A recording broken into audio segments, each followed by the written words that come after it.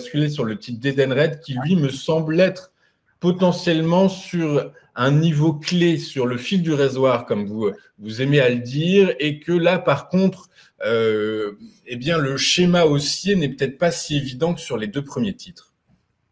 Ah non, ça, vous l'avez bien dit. Là, on est vraiment dans une période de confusion. Alors, les périodes de confusion, elles sont toujours intéressantes quand on a des niveaux d'intervention qui sont propres. Et dans le cas d'Edenred, je vais vous donner deux niveaux qui, pour moi, sont des niveaux déclencheurs vers le haut ou déclencheurs vers le bas. Alors, Edenred, contrairement aux deux actifs que l'on vient de voir, Edenred est en tendance baissière.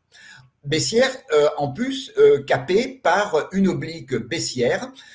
On a eu un bull trap au mois de septembre. On est venu rechercher un niveau aux alentours de 61,50 €. On avait certainement envie de revenir vers les niveaux le plus haut historique à 62,40 €. Il n'y a pas eu la force et le marché a repris avec fin septembre une énorme bougie rouge, a repris son schéma baissier.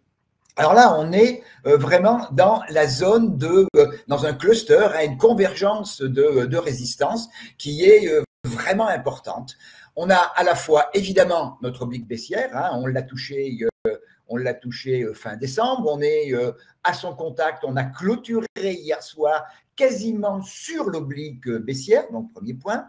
On a la moyenne mobile 100 périodes qui avait été support, résistance au mouvement. On l'a cassée la semaine dernière, on l'a reprise. Elle est actuellement très proche de notre oblique baissière et j'ai un troisième niveau à 55,10 € qui est une zone de résistance qu'on a essayé de franchir sur la fin du mois de décembre. On n'a pas réussi.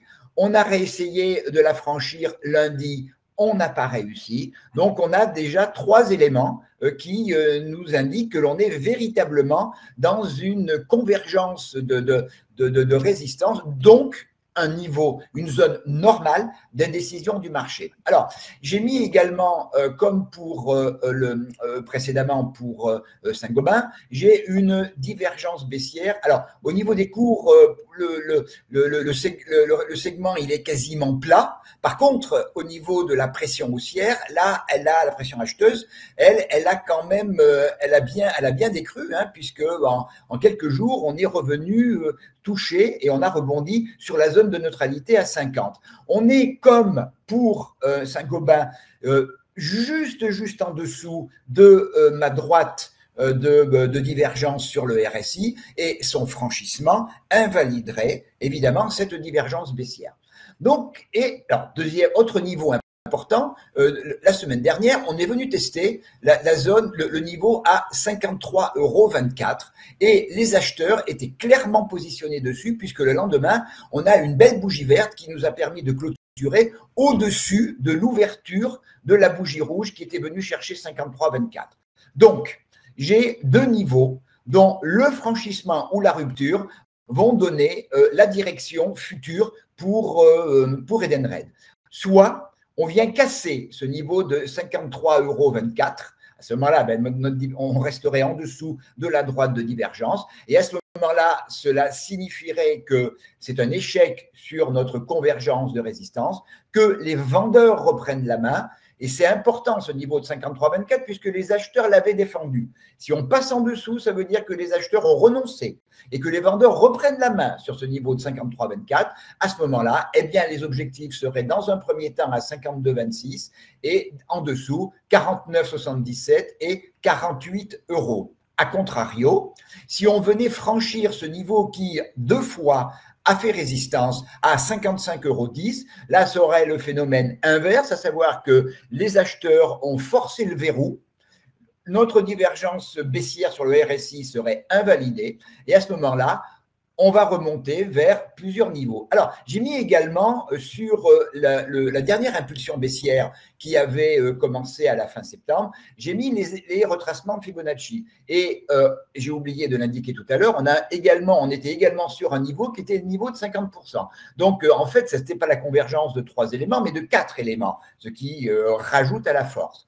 Si effectivement les acheteurs reprennent la main, on franchit 55,10 € en clôture quotidienne, j'ai une zone qui va être extrêmement importante également entre 56,34 et 57 €. 56, c'est une zone qui est très importante parce que le bas de la zone, c'est le retracement 61,8 de Fibonacci de l'impulsion baissière dont je viens de parler. Et statistiquement, quand on vient à franchir le retracement à 61,8, eh bien, très souvent, on revient à l'origine du mouvement. Donc, le franchissement de 56,34 €, et je vais par extension, puisque le 57 est un niveau de résistance important, je vais parler de la zone 56,34-57, son franchissement donnerait certainement un coup d'accélérateur à la hausse en direction de la zone au-dessus 59,30, 60, 20, et puis l'origine du mouvement, tel qu'on l'a vu tout à l'heure, à 61,50 €.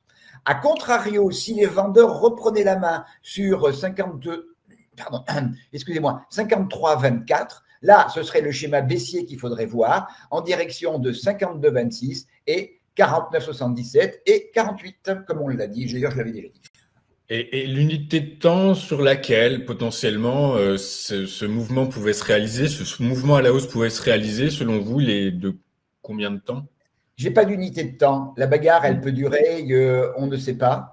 L'important, c'est à un moment donné où un des camps renonce, comprend qu'il ne prendra pas il prendra pas le dessus. Si on a une pression acheteuse qui se développe au-dessus de 55,10, aujourd'hui, demain, dans 3-4 jours, c'est les franchissements ou les ruptures de niveau qui donnent les signaux. Où le camp acheteur prend la main, ou le camp vendeur prend la main. Je raisonne, si vous voulez, de cette manière-là. Je ne suis pas au cœur du réacteur, mais il est clair, on voit que les niveaux sont propres surtout. Ça, j'aime bien, les niveaux sont propres. Vous voyez, 53,24, quand on est venu tester 53,24, le lendemain, j'avais une magnifique bougie verte. Les acheteurs ont défendu ce niveau. Si par polarité, on revenait sur ce niveau et que les acheteurs n'aient pas le même aplomb ou la même volonté, comme ça a été le cas la semaine dernière, à ce moment-là, ça voudrait dire qu'il y ait une faiblesse dans la volonté de défendre le niveau. Et ça veut dire que ce sont les vendeurs qui reprendraient la main. Et idem au niveau de 55,30. Hier, les acheteurs n'ont pas réussi à forcer le verrou.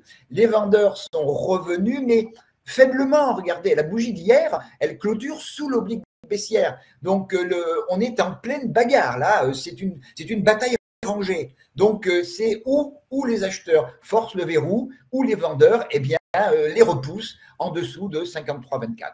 Voilà mon mode de raisonnement.